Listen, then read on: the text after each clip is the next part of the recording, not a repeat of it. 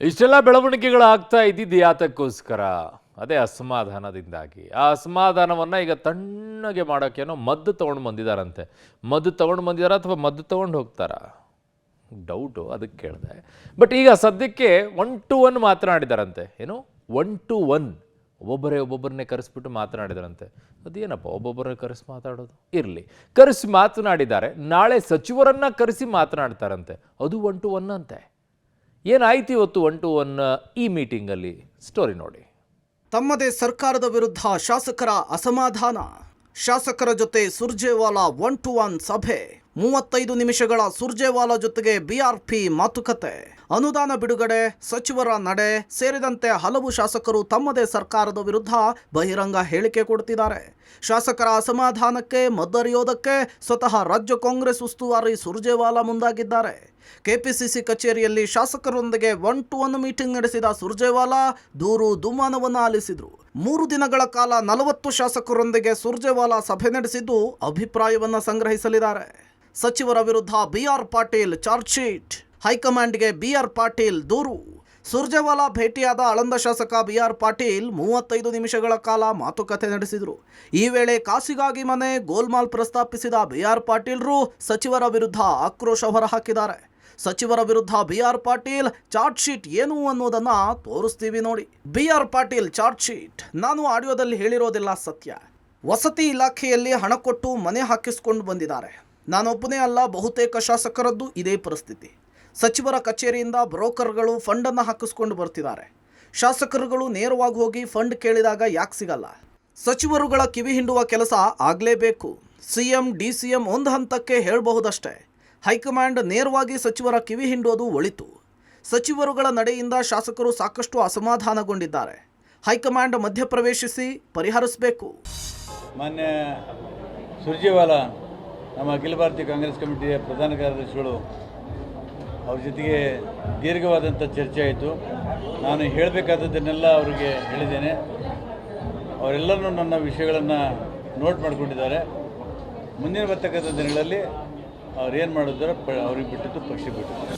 B R Patil ಮಾತ್ರವಲ್ಲದೆ ಚಿಕ್ಕಬಳ್ಳಾಪುರದ ಶಾಸಕ ಪ್ರದೀಪ್ ಈಶ್ವರ್, ಕೆಜಿಎಫ್ ಶಾಸಕಿ ರೂಪಕಲಾ, ಬಾಗೇಪಲ್ಲಿ ಶಾಸಕ ಸುಬ್ಬಾರೆಡ್ಡಿ, ಬಂಗಾರಪೇಟೆ ಶಾಸಕ ನಾರಾಯಣಸ್ವಾಮಿ, ಕೋಲಾರದ ಶಾಸಕ ಕೊತ್ತೂರು ಮಂಜುನಾಥ್, ಗೌರಿಬಿದನೂರು ಶಾಸಕ ಪುಟ್ಟಸ್ವಾಮಿ ಗೌಡ ಕೂಡ ಸುರ್ಜೇವಾಲಾ ಭೇಟಿಯಾಗಿ ಮಾತುಕತೆ ನಡೆಸಿದರು. ಇನ್ನು ಸರ್ಕಾರದ ವಿರುದ್ಧ ಅಸಮಾಧಾನ ಹೊರಹಾಕಿದ ಶಾಸಕ ರಾಜು ಕಾಗೆ ನಾಳೆ ಸುರ್ಜೇವಾಲಾ ಅವರನ್ನ ಭೇಟಿಯಾಗುವುದಾಗಿ ತಿಳಿಸಿದ್ದಾರೆ. ಚರ್ಚೆ ಚೆನ್ನಾಗಾಯಿತು. ಮತ್ತು ನಮ್ಮ ಕೆಲವು ಏನು ರಿಕ್ವೈರ್ಮೆಂಟ್ ಇದೆ ಅಂತ ಕೇಳಿದ್ರು. ನಾನು ಒಂದು 2-3 ವಿಚಾರ ಪ್ರಸ್ತಾಪಿಸಿದ್ದೀನಿ. ನಾನು ಸರ್ ಜೊತೆ ಡಿಸ್ಕಸ್ ಮಾಡಿದೆ. ಭಾಳ ಚೆನ್ನಾಗಾಯಿತು. ನನಗೆ ಮತ್ತಷ್ಟು ಧೈರ್ಯ ತುಂಬಿದ್ರು. ಲಾಸ್ಟ್ ಟೈಮ್ ನನ್ನ ಮೆಜಾರಿಟಿ 11,000 ಇತ್ತು. 28ಗೆ ದಟ್ ಶುಡ್ ಬಿ ಡಬಲ್, ಇನ್ನೂ ಜಾಸ್ತಿ ಇರಬೇಕು ಅಂತ ಹೇಳಿದ್ರು. ಪಾರ್ಟಿ ಎಲ್ಲ MLAsಗೆ ಒಂದು ಪಾರ್ಟಿ ಹಂತದಲ್ಲಿ ಮಾತಾಡಲಿಕ್ಕೆ, ಇಂಡಿವಿಜುವಲ್ ಆಗಿ ಏನಾದರೂ ಅಭಿಪ್ರಾಯ ಇದ್ದರೆ ಪಾರ್ಟಿ ಫೋರಮಲ್ಲಿ ಮಾತಾಡಲಿಕ್ಕೆ ಗೌರವವಾಗಿ ಒಂದು ಅವಕಾಶ ಪಕ್ಷ ಕೊಟ್ಟಿದೆ ಅಂತ ನನಗೆ ಗೌರವ ಇದೆ ಆ ವಿಚಾರದಲ್ಲಿ. ಅದಾದಮೇಲೆ ಅವರು ಕೆಲವೊಂದು ಇಲ್ಲಿನ ಅಬ್ಸರ್ವೇಷನ್ಸ್ನ ನೋಡಿ ಏನೇನು ಸಮಸ್ಯೆಗಳನ್ನ ಅಡ್ರೆಸ್ ಮಾಡಬೇಕು ಅನ್ನೋವಂಥ ವಿಚಾರದಲ್ಲಿ ಅವ್ರದ್ದೇ ಆದದ್ದು ಅಭಿಪ್ರಾಯ. ಪ್ರತಿಯೊಂದು ಜಿಲ್ಲೆವಾರು ಕ್ಷೇತ್ರವಾರು ಅವರು ಮಾಹಿತಿ ತಗೋತಾ ಇದ್ದಾರೆ. ನಾಳೆ ಹೋಗಿದ್ದೀನಿ, ಇವತ್ತು ನಾನು ಬರ್ತಾ ಇಲ್ಲ. ಈ ಮೀಟಿಂಗ್ ಇತ್ತು ಮತ್ತು ನನಗೆ ನಿನ್ನೆ ಸಾಯಂಕಾಲ ತಡವಾಗಿ ನನಗೆ ಬಂದದ್ರಿಂದ ಇವತ್ತು ಹೋಗಿ ನಾಳೆ 11 ಗಂಟೆಗೆ ನಿಗದಿ ಮಾಡಿದ್ದೀನಿ, ಹೇಳಿದ್ದೀನಿ ಅವರಿಗೆ. ಇವತ್ತು ಭೇಟಿ ಮಾಡಿದ್ವಿ. ಅವರಿಗೆ ನಮ್ಮ ಸಮಸ್ಯೆಗಳು ಏನು, ಮಂತ್ರಿಗಳು ಶಾಸಕರ ಅಸಹಕಾರ ಕೊಡ್ತಾ ಇದ್ದಾರೆ, ಆ ವಿಚಾರವಾಗಿ ನಮ್ಮ ಕಾನ್ಸ್ಟಿಟ್ಯೂನ್ಸಿಗಳಲ್ಲಿ ಏನೇ ಕೆಲಸ ಆಗಬೇಕು ಇವೆಲ್ಲವನ್ನು ಕೂಡ ಸುರ್ಜೇವಾಲಾ ಸಾಹೇಬರಿಗೆ ಗೌರವವಾಗಿ ಹೇಳಿದ್ದೇವೆ. ನಾನು ಇನ್ನೊಂದು ಮುಂದೆ ಹೋಗಿ ನಮಗೆ ಕೋಲಾರ ಹಾಲು ಒಕ್ಕೂಟದಲ್ಲಿ ಇವತ್ತು ಮೊದಲನೇ ಬಾರಿಗೆ ಒಬ್ಬ ನಿರ್ದೇಶಕನಾಗಿದ್ದೇನೆ, ನನಗೆ ಅಧ್ಯಕ್ಷನಾಗಲಿಕ್ಕೆ ಅವಕಾಶ ಮಾಡಿಕೊಡ್ಬೇಕು ಅಂತ ಕೂಡ ಮನವಿಯನ್ನು ಮಾಡಿದ್ದೇನೆ. ಇವತ್ತು ಶಾಸಕರು, ನಾಳೆ ಸಚಿವರಿಗೆ ಬುಲಾವ್. ಇವತ್ತು ಶಾಸಕರ ಅಹವಾಲನ್ನು ಕೇಳಿರುವ ಸುರ್ಜೇವಾಲಾ ನಾಳೆ ಸಚಿವರ ಭೇಟಿಗೆ ಅವಕಾಶ ಕೊಟ್ಟಿದ್ದಾರೆ.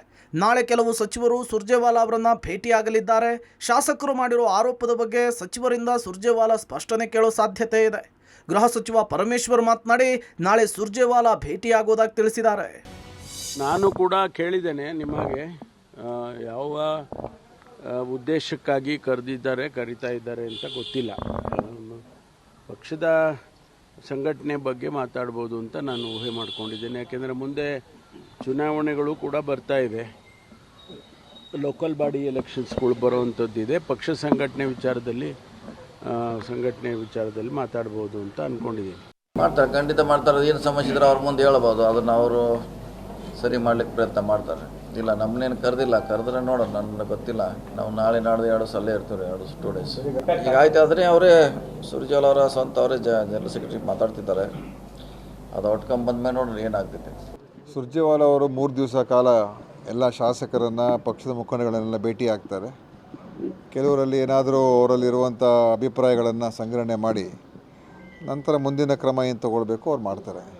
ಪಕ್ಷದಲ್ಲಿ ಯಾವಾಗಲೂ ಕೂಡ ಅನೇಕ ವಿಷಯಗಳು ಇರ್ತದೆ. ಯಾಕಂದರೆ ಒಂದು ರಾಜಕೀಯ ಪಕ್ಷ ಅಂತ ಹೇಳಿದಾಗ ಇದು ದೊಡ್ಡ ಪಕ್ಷ, ಮುಖಂಡರುಗಳು ಭಾಳ ಹೆಚ್ಚಿನ ಸಂಖ್ಯೆಯಲ್ಲಿ ಇರುವಂಥದ್ದು. ಅದರಿಂದ ಕೆಲವು ಅಭಿಪ್ರಾಯಗಳು ಬೇರೆ ಬೇರೆ ಥರ ಇರಬಹುದು. ಅದರಿಂದ ಆವಾಗವಾಗ ಈ ಥರ ಸಮಾಲೋಚನೆಗಳಾಗ್ತಾಯಿದ್ರೆ ಅದಕ್ಕೆ ಯಾವುದೇ ಸಮಸ್ಯೆ ಇದೆ ಅದನ್ನು ಇತ್ಯರ್ಥ ಮಾಡುವಂಥದ್ದು ಆಗ್ತದೆ. ಆದ್ದರಿಂದ ಇವತ್ತು ಸುರ್ಜೇವಾಲ ಅವರು ಬಂದಿರ್ತಾರೆ. ಬಂದು ನಾನು ಅವ್ರನ್ನ ಭೇಟಿ ಆಗ್ತೀನಿ ನಾಳೆ ನಾಳಿದ್ರಲ್ಲಿ. ಏನೇ ಇದ್ದರೂ ಕೂಡ ನಮ್ಮ ಆಂತರಿಕ ವಿಷಯನ ನಮ್ಮಲ್ಲೇ ನಾವು ಅದನ್ನು ಬಗೆಹರಿಸ್ಕೊಳ್ತೀವಿ. ಅವರು ನಮ್ಮ ಡೈರೆಕ್ಟರ್ಸ್ ಮಾಡೋದಿದೆ, ಬೋರ್ಡ್ ಡೈರೆಕ್ಟರ್ಸು, ಅಧ್ಯಕ್ಷರುಗಳು, MLCಗಳು, ಅದ್ರ ಜೊತೆದು MLAಗಳದ್ದು ಏನಾದರೂ ಅವ್ರ ಕಾನ್ಸ್ಟೆನ್ಸಿಗೆ ಸಂಬಂಧಪಟ್ಟಂಗೆ ಏನಾದರೂ ಸಮಸ್ಯೆ ಇದ್ದರೆ ಅದು ಪರಿಹಾರ ಮಾಡ್ತಾರೆ ಅಷ್ಟೇ. ಎಲ್ಲ ಶಾಸಕರನ್ನು ಕರೆದವ್ರು ರೀ, ಇಡೀ ಸ್ಟೇಟ್ ಕಾಂಗ್ರೆಸ್ 140 ಜನ ಶಾಸಕರುಗಳನ್ನು, ಮಿನಿಸ್ಟರ್ಗಳನ್ನು ಎಲ್ಲರನ್ನೂ ಕರೆದಿದ್ದಾರೆ. ನಾಟ್ ಓನ್ಲಿ ಕೋಲ, ಎಲ್ಲರೂ ಆಲ್ ಆರ್ ಈಕ್ವಲ್. 140 ಜನನೂ ನಮ್ಮ ಕಾಂಗ್ರೆಸ್ ಪಕ್ಷಕ್ಕೆ ಇಂಪಾರ್ಟೆಂಟ್, ಎಲ್ಲರನ್ನೂ ಕರೆದವ್ರು. ನೀವು ಅಟೆಂಡ್ ಆಗ್ತಾ ಇದ್ದೀರಿ ಸರ್? ಹ್ಞೂ, ನಾಳೆ. ಈ ಎಲ್ಲ ಬೆಳವಣಿಗೆಗಳ ನಡುವೆ ರಾಜ್ಯಕ್ಕೆ ಬಂದ ಸುರ್ಜೇವಾಲ ಅವರಿಗೆ ಏರ್ಪೋರ್ಟ್ನಲ್ಲಿಯೇ ರಾಜ್ಯದ ಅಸಮಾಧಾನದ ದರ್ಶನವಾಗಿದೆ. ಮಾಜಿ ಸಚಿವ ರಾಜಶೇಖರ್ ಪಾಟೀಲ್ ನೇತೃತ್ವದ ಬೀದರ್ ನಾಯಕರ ನಿಯೋಗ ಏರ್ಪೋರ್ಟ್ನಲ್ಲಿಯೇ ಸುರ್ಜೇವಾಲ ಅವರನ್ನ ಭೇಟಿ ಮಾಡಿ ಸಚಿವ ಈಶ್ವರ್ ಖಂಡ್ರೆ, ರಹೀಂ ಖಾನ್ ವಿರುದ್ಧ ದೂರನ್ನು ಕೊಟ್ಟಿದ್ದಾರೆ.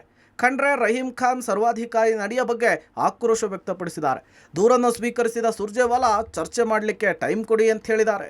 ಒಟ್ನಲ್ಲಿ ರಾಜ್ಯ ಕಾಂಗ್ರೆಸ್ನಲ್ಲಿ ಸಚಿವರು ಹಾಗೂ ಶಾಸಕರ ನಡುವಿನ ಜಟಾಪಟಿ ಮುಂದುವರೆದಿದೆ.